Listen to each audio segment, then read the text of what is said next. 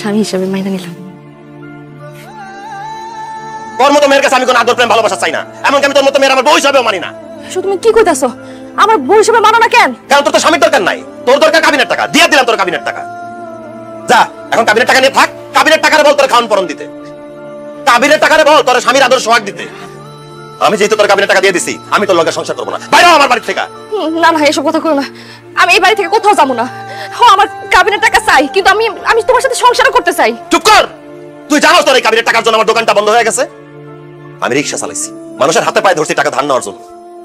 তোর কাবিনের টাকা মাফ করতে বলছিলাম, তুই আমার কাবিনের টাকা মাফ করস নাই, উল্টা আমার কাপুরুষ কইছস, আমার জেল খাটানো হুমকি পর্যন্ত দিছস। আজকে আমি এই বাড়ির বিটার বন্ধক দিয়া তোর কাবিনের টাকা বুঝাই দিস। এত কিছু পরে তুই ভাবলি কিভাবে আমি তোর মতো মেয়ের সাথে সংসার করবো? ভালো ভালো বাড়িতে বাইরে যা, নাহলে তোর ঘাট ধাক্কা দিয়ে বাইর করে দিব।